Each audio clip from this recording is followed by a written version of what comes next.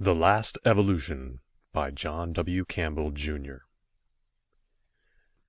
Recording by Kevin Gunn. I am the last of my type existing today in all the solar system. I, too, am the last existing who, in memory, sees the struggle for this system, and in memory I am still close to the center of rulers. For mine was the ruling type then.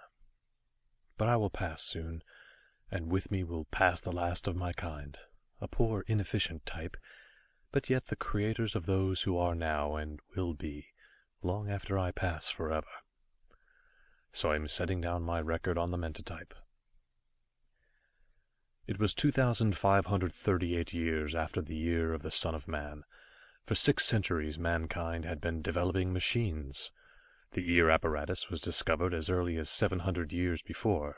The eye came later. The brain came much later. But by 2500 the machines had been developed to think and act and work with perfect independence. Man lived on the products of the machine, and the machines lived to themselves very happily and contentedly. Machines were designed to help and cooperate. It was easy to do the simple duties they needed to do that men might live well.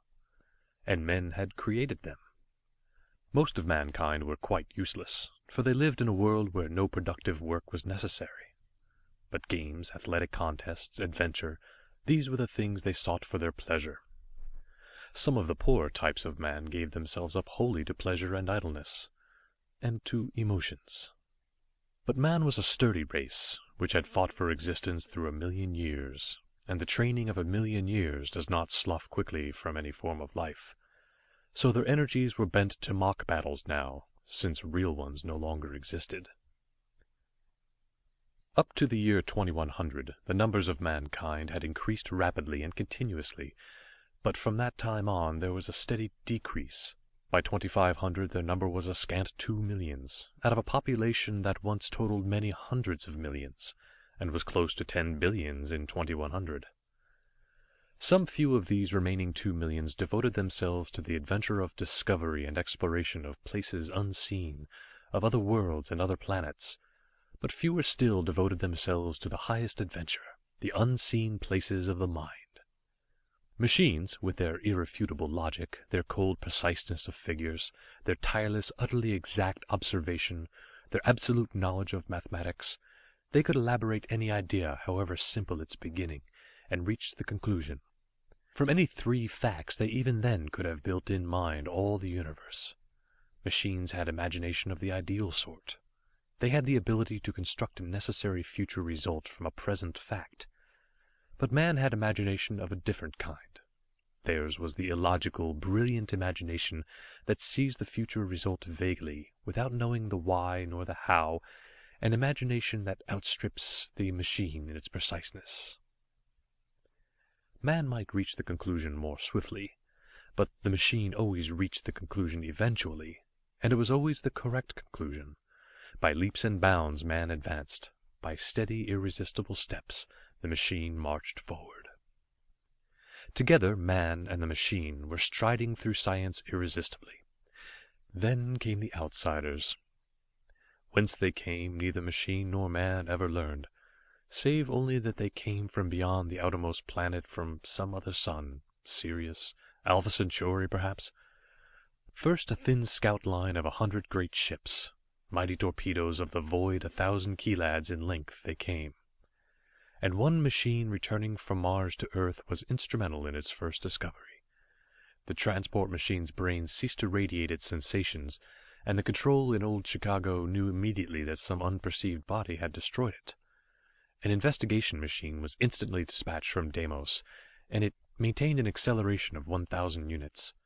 They sighted 10 huge ships, one of which was already grappling the smaller transport machine. The entire foresection had been blasted away. The investigation machine, scarcely 3 inches in diameter, crept into the shattered hull and investigated. It was quickly evident that the damage was caused by a fusing ray. Strange life forms were crawling about the ship, protected by flexible, transparent suits. Their bodies were short and squat, 4-limbed and evidently powerful. They, like insects, were equipped with a thick, durable exoskeleton, horny, brownish coating that covered arms and legs and head. Their eyes projected slightly, protected by horny, protruding walls, eyes that were capable of movement in every direction, and there were 3 of them, set at equal distances apart. The tiny investigation machine hurled itself violently at one of the beings, crashing against the transparent covering, flexing it, and striking the being inside with a terrific force. Hurled from his position, he fell end over end across the weightless ship, but despite the blow, he was not hurt. The investigator passed to the power room ahead of the outsiders, who were anxiously trying to learn the reason for their companion's plight. Directed by the center of rulers, the investigator sought the power room and relayed the control signals from the rulers' brains. The ship brain had been destroyed, but the controls were still readily workable. Quickly they were shot home and the enormous plungers shut. A combination was arranged so that the machine, as well as the investigators and the outsiders, were destroyed. A second investigator, which had started when the plan was decided on, had now arrived. The outsider's ship nearest the transport machine had been badly damaged, and the investigator entered the broken side. The scenes were, of course, remembered by the memory minds back on Earth, tuned with that of the investigator. The investigator flashed down corridors, searching quickly for the apparatus room. It was soon seen that with them the machine was practically unintelligent, very few machines of even slight intelligence being used. Then it became evident by the excited action of the men in the ship that the presence of the investigator had been detected. Perhaps it was the control impulses, or the signal impulses it emitted. They searched for a tiny bit of metal and crystal for some time before they found it, and in the meantime it was plain that the powers these outsiders used was not, as was ours of the time, the power of blasting atoms, but the greater power of disintegrating matter. The findings of this tiny investigating machine were very important. Finally they succeeded in locating the investigator, and one of the outsiders appeared armed with a peculiar projector. A bluish beam snapped out, and the tiny machine went blank. The fleet was surrounded by thousands of the tiny machines by this time, and the outsiders were badly confused by their presence, as it became difficult to locate them in the confusion of signal impulses. However, they started at once for Earth. The science investigators had been present toward the last, and I am there now in memory with my 2 friends, long since departed. They were the greatest human science investigators, Roll 25374 and Trest 35429. Roll had quickly assured us that these outsiders had come for invasion. There had been no wars on the planets before that time in the direct memory of the machines, and it was difficult that those who were conceived and built for cooperation, helpfulness utterly dependent on cooperation, unable to exist independently as were humans, that these life forms should care to destroy, merely that they might possess. It would have been easier to divide the works and the products, but life alone can understand life. So Roll was believed. From investigations, machines were prepared that were capable of producing considerable destruction. Torpedoes, being our principal weapon, were equipped with such atomic explosives as had been developed for blasting, a highly effective induction heat ray, developed for furnaces being installed in some small machines, made for the purposes in the few hours we had before the enemy reached Earth. In common with all life forms, they were able to withstand only very meager Earth acceleration. A range of perhaps 4 units was their limit, and it took several hours to reach the planet. I still believe the reception was a warm one. Our machines met them beyond the orbit of Luna, and the directed torpedoes sailed at the 100 great ships. They were thrown aside by a magnetic field surrounding the ship, but were redirected instantly and continued to approach. However, some beams reached out and destroyed them by instant volatilization, but they attacked at such numbers that fully half the fleet was destroyed by their explosions before the induction beam fleet arrived. These beams were, to our amazement, quite useless, being instantly absorbed by a force screen, and the remaining ships sailed on undisturbed, our torpedoes being exhausted. Several investigator machines sent out for the purpose soon discovered the secret of the force screen, and while being destroyed were able to send back signals up to the moment of annihilation. A few investigators thrown into the heat beam of the enemy reported it identical with ours, explaining why they had been prepared for this form of attack. Signals were being radiated from the remaining 50 along a beam. Several investigators were sent along these beams, speeding back at great acceleration. Then the enemy reached Earth. Instantly they settled over the Colorado settlement, the Sahara colony, and the Gobi colony. Enormous diffused beams were set to work, and we saw through the machine screens that all humans within these ranges were being killed instantly by the faintly greenish beams. Despite the fact that any life form killed normally can be revived, unless affected by dissolution common to living tissue, these could not be brought to life again.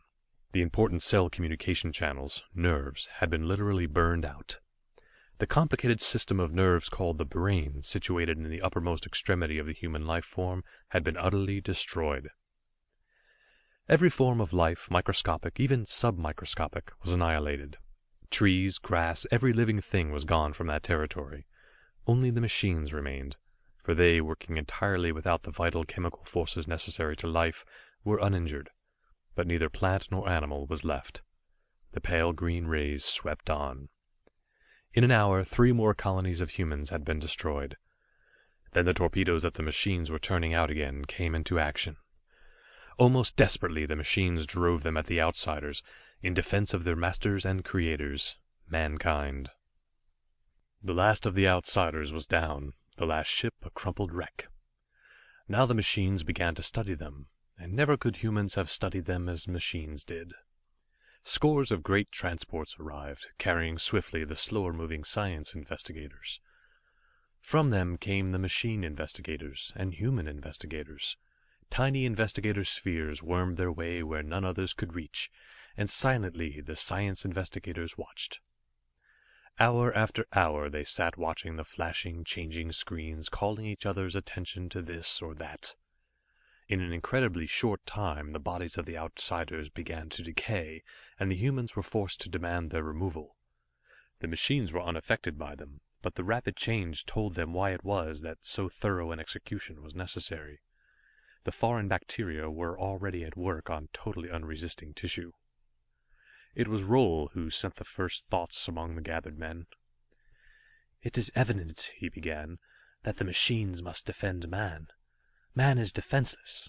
He is destroyed by these beams, while the machines are unharmed, uninterrupted. Life, cruel life, has shown its tendencies. They have come here to take over these planets, and have started out with the first natural moves of any invading life form. They are destroying the life, the intelligent life particularly, that is here now." He gave vent to that little chuckle which is the human sign of amusement and pleasure. "They are destroying the intelligent life, and leaving untouched that which is necessarily their deadliest enemy, the machines. You, machines, are far more intelligent than we even now, and capable of changing overnight, capable of infinite adaptation to circumstance. You live as readily on Pluto as on Mercury or Earth. Any place is a home world to you. You can adapt yourself to any condition, and, most dangerous to them, you can do it instantly. You are their most deadly enemies, and they realize it. They have no intelligent machines. Probably they can conceive of none. When you attack them, they merely say, 'The life form of Earth is sending out controlled machines. We will find good machines we can use.' They do not conceive that those machines which they hope to use are attacking them. Attack, therefore. We can readily solve the hidden secret of their force screen." He was interrupted. One of the newest science machines was speaking. "The secret of the force screen is simple." A small ray machine which had landed near rose into the air at the command of the scientist machine, X5638 it was, and trained upon it the deadly induction beam. Already, with his parts, X5638 had constructed the defensive apparatus, for the ray fell harmless from his screen. "Very good," said Roll softly. "It is done, and therein lies their danger. Already it is done. Man is a poor thing, unable to change himself in a period of less than thousands of years. Already you have changed yourself. I noticed your weaving tentacles and your force beams. You transmitted elements of soil for it?" "Correct," replied X5638. "But still we are helpless. We have not the power to combat their machines. They use the ultimate energy known to exist for 600 years, and still untapped by us. Our screens cannot be so powerful, our beams so effective. What of that?" asked Roll. "Their generators were automatically destroyed with the capture of the ship," replied X6349. "As you know, we know nothing of their system." Then we must find it for ourselves, replied Trest. The life beams, added Kosh 256799, one of the man-rulers. They affected chemical action, retarding it greatly in exothermic actions, speeding greatly endothermic actions, answered X6221, the greatest of the chemist investigators. The system we do not know. Their minds cannot be read. They cannot be restored to life, so we cannot learn from them. Man is doomed if these beams cannot be stopped, said CR21, present chief of the machine rulers, in the vibrationally correct, emotionless tones of all the race of machines. Let us concentrate on the two problems of stopping the beams and the ultimate energy till the reinforcements, still several days away, can arrive. For the investigators had sent back this saddening news. A force of nearly 10,000 great ships was still to come. In the great laboratories the scientists reassembled. There they fell to work in two small and one large group. One small group investigated the secret of the ultimate energy of annihilation of matter under Roll. Another investigated the beams under Trest. But under the direction of MX3401, nearly all the machines worked on a single great plan. The usual driving and lifting units were there, but a vastly greater dome case, far more powerful energy generators, far greater force beam controls were used, and more tentacles were built on the framework. Then all worked, and gradually, in the great dome case, there were stacked the memory units of the new type, and into these fed all the sensation ideas of all the science machines, till nearly 1/10 of them were used. Countless billions of different factors on which to work, countless trillions of facts to combine and recombine in the extrapolation that is imagination. Then a widely different type of thought combine and a greater sense receptor. It was a new brain machine. New, for it was totally different, working with all the vast knowledge accumulated in 6 centuries of intelligent research by man, and a century of research by man and machine. No one branch, but all physics, all chemistry, all life knowledge, all science was in it. A day, and it was finished. Slowly the rhythm of thought was increased, till the slight quiver of consciousness was reached. Then came the beating drum of intelligence, the radiation of its yet uncontrolled thoughts. Quickly as the strings of its infinite knowledge combined, the radiation ceased. It gazed about, and all things were familiar in its memory. Roll was lying quietly on a couch. He was thinking deeply, and yet not with the logical trains of thought that machines must follow. "Roll, your thoughts," called F1, the new machine. Roll sat up. "Ah, you have gained consciousness." "I have. You thought of hydrogen?" "Your thoughts ran swiftly and illogically, it seemed, but I followed slowly, and find you were right. Hydrogen is the start. What is your thought?" Roll's eyes dreamed. In human eyes there was always the expression of thought that machines never show. Hydrogen, an atom in space, but a single proton, but a single electron, each indestructible, each mutually destroying.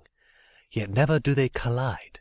Never in all science, when even electrons bombard atoms with the awful expelling force of the exploding atom behind them, never do they reach the proton to touch and annihilate it. Yet the proton is positive and attracts the electron's negative charge.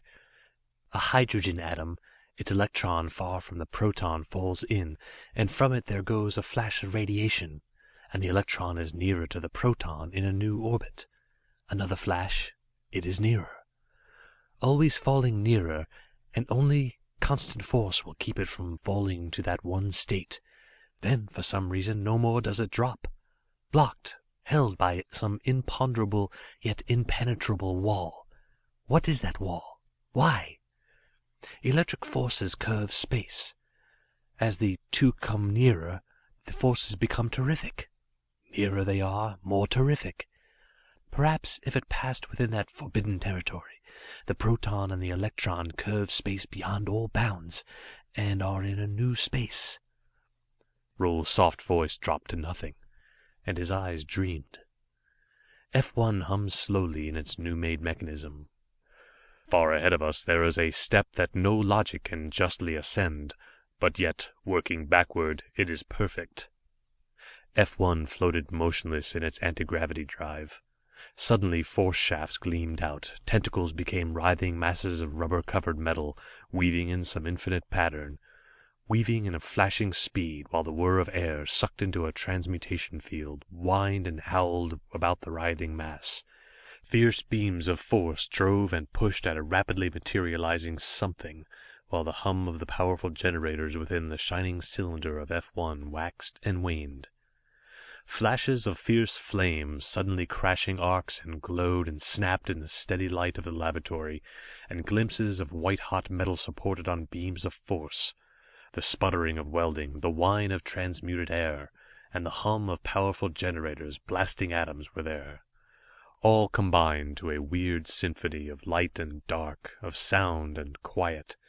About F1 were clustered floating tiers of science machines, watching steadily. The tentacles writhed once more, straightened, and rolled back.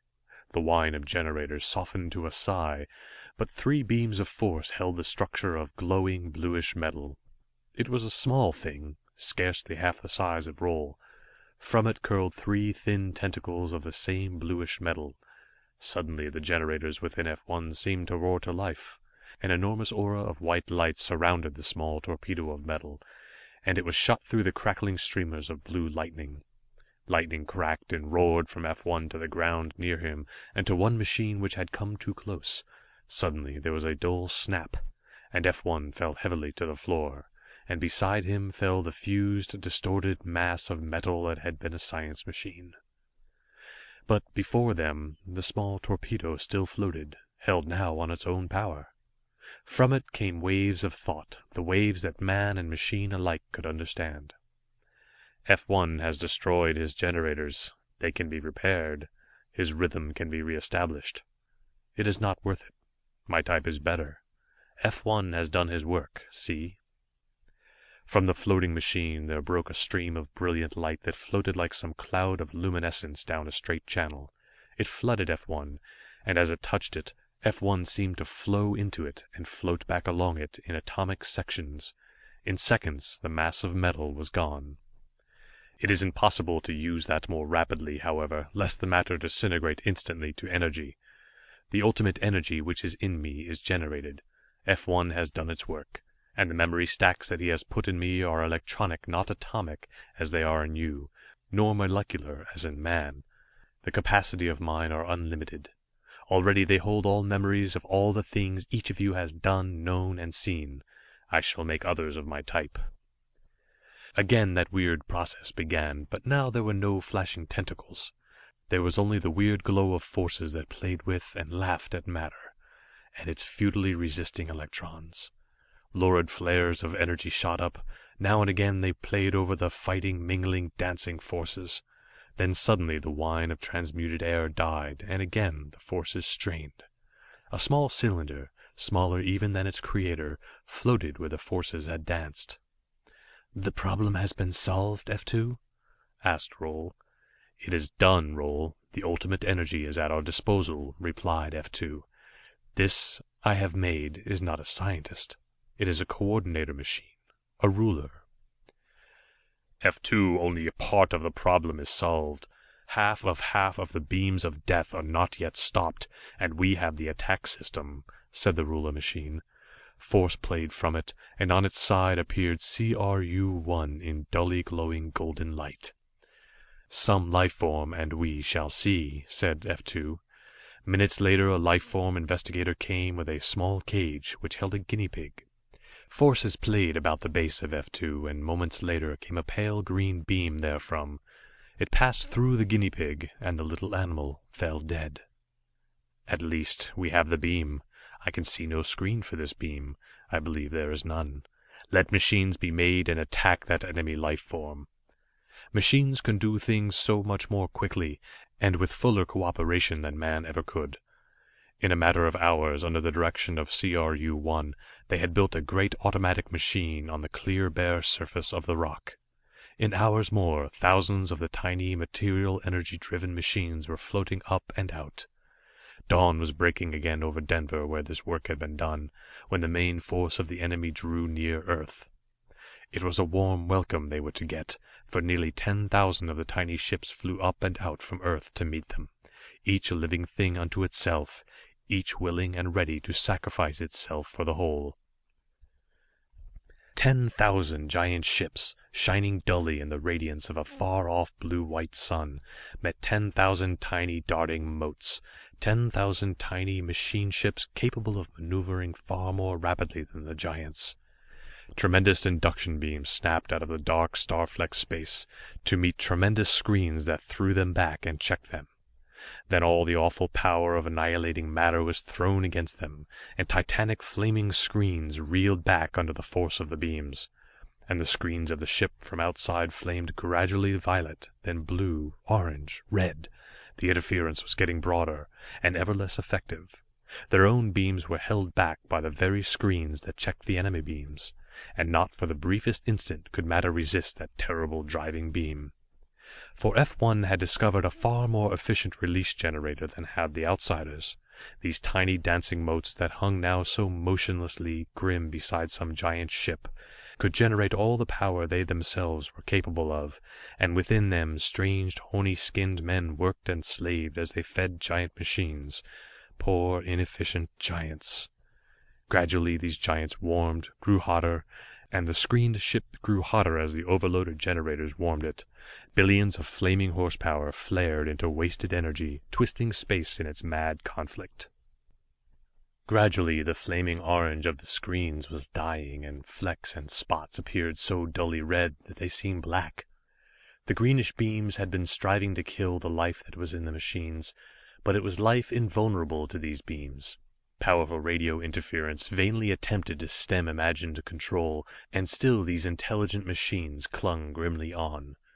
But there had not been quite 10,000 of the tiny machines, and some few free ships had turned to the help of their attacked sister ships, and one after another the terrestrial machines were vanishing in puffs of incandescent vapor. Then from one after another of the Earth ships in quick succession, a new ray reached out, the ray of green radiance that killed all life forms, and ship after ship of that interstellar host was dead and lifeless. Dozens, till suddenly they ceased to feel those beams, as a strange curtain of waving blankness spread out from the ships, and both induction beam and death beam alike turned as aside, each becoming useless. From the outsiders came beams, for now that their slowly created screen of blankness was up, they could work through it while they remained shielded perfectly. Now it was the screens of the Earth machines that flamed in defense. As at the one command, they darted suddenly toward the ship each attacked, nearer. Then the watchers from a distance saw them disappear, and the screens back on Earth went suddenly blank. Half an hour later, 9,633 titanic ships moved majestically on. They swept over Earth in a great line, a line that reached from pole to pole, and from each the pale green beams reached down, and all life beneath them was swept out of existence. In Denver, 2 humans watched the screens that showed the movement of the death and instant destruction. Ship after ship of the enemy was falling, as hundreds of the terrestrial machines concentrated all their enormous energies on its screen of blankness. "I think, Roll, that this is the end," said Trest. "The end of man." Roll's eyes were dreaming again. "But not the end of evolution. The children of men still live. The machines will go on. Not of man's flesh, but of a better flesh. A flesh that knows no sickness, no decay. A flesh that spends no thousands of years in advancing a step in its full evolution, but overnight leaps ahead to new heights. Last night we saw it leap ahead, as it discovered the secret that had baffled man for 7 centuries, and me for 1.5. I have lived a century and a half. Surely a good life, and a life of man of 6 centuries ago would have called full. We will go now. The beams will reach us in half an hour." Silently the two watched the flickering screens. Roll turned as 6 large machines floated into the room, following F2. "Roll, Trest, I was mistaken when I said no screen could stop that beam of death. They had the screen. I have found it too, but too late. These machines I have made myself. 2 lives alone can they protect, for not even their power is sufficient for more. Perhaps they may fail. The 6 machines ranged themselves about the 2 humans, and a deep-toned hum came from them. Gradually a cloud of blankness grew, a cloud like some smoke that hung about them. Swiftly it intensified. "The beam will be here in another 5 minutes," said Trest quietly. "The screen will be ready in 2, answered F2. The cloudiness was solidifying, and now strangely it wavered and thinned, as it spread out across, and like a growing canopy, it arched over them. In 2 minutes it was a solid black dome that reached over them and curved down to the ground about them. Beyond it nothing was visible. Within, only the screens glowed still, wired through the screen. The beam appeared, and swiftly they drew closer. They struck, and as Trest and Roll looked, the dome quivered, and bellied inward under them. F2 was busy. A new machine was appearing under his lightning force beams. In moments more it was complete, and sending a strange violet beam upwards toward the roof. Outside, more of the green beams were concentrating on this one point of resistance. More. The violet beams spread across the canopy of blackness, supporting it against the pressing, driving rays of pale green.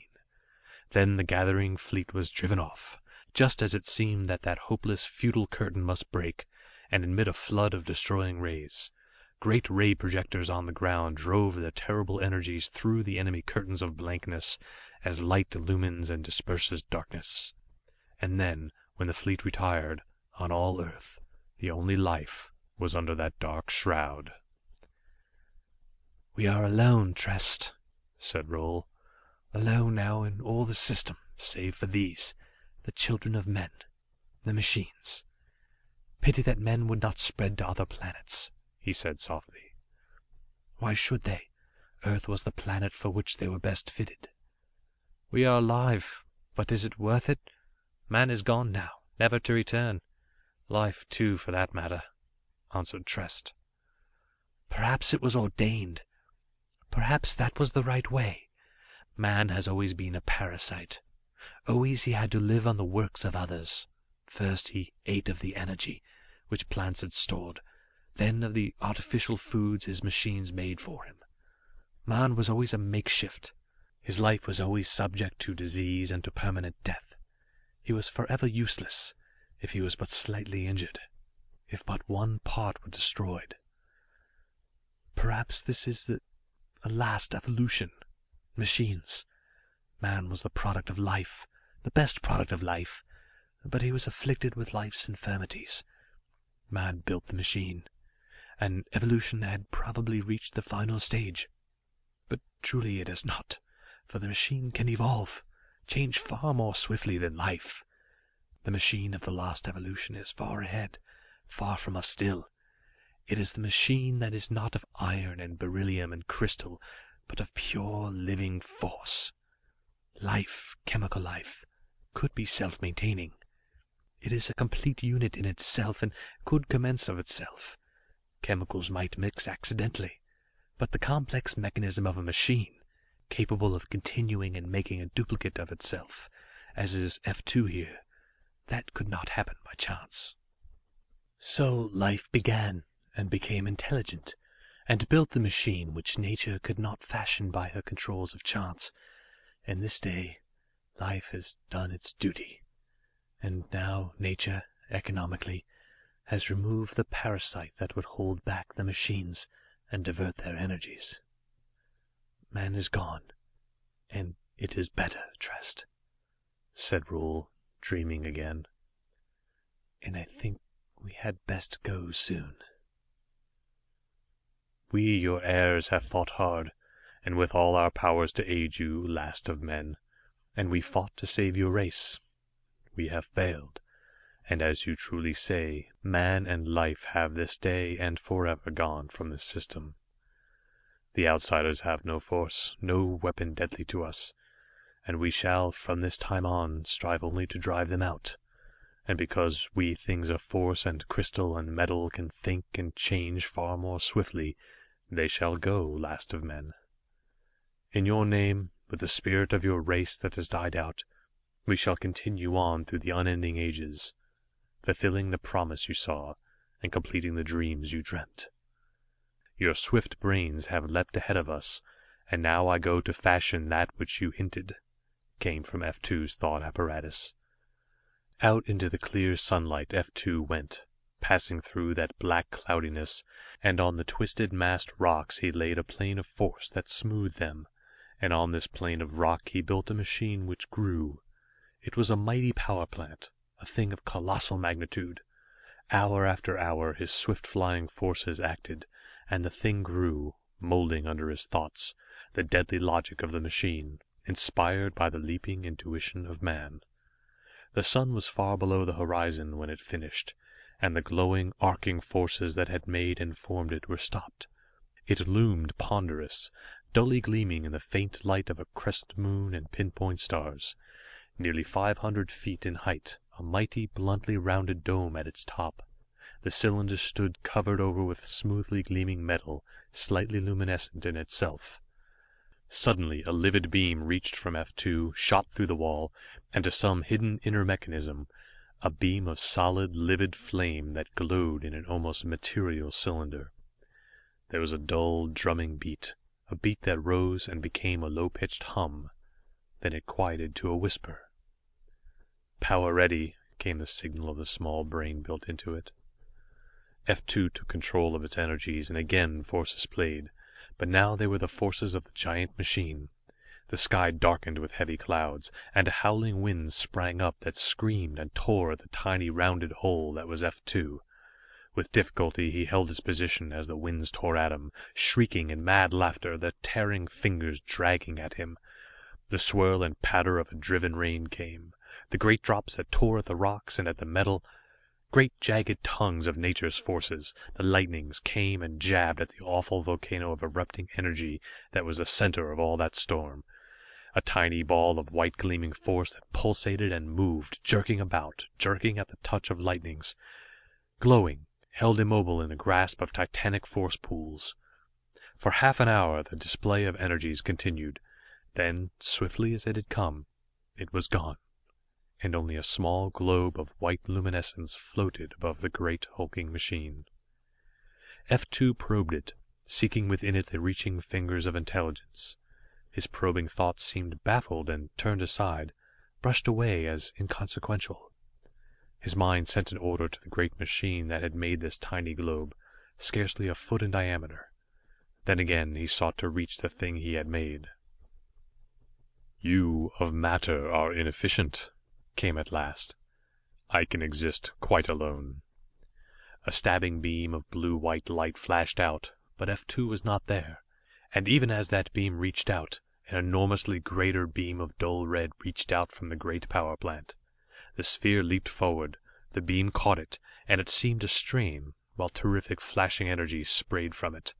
It was shrinking swiftly. Its resistance fell, the arcing decreased.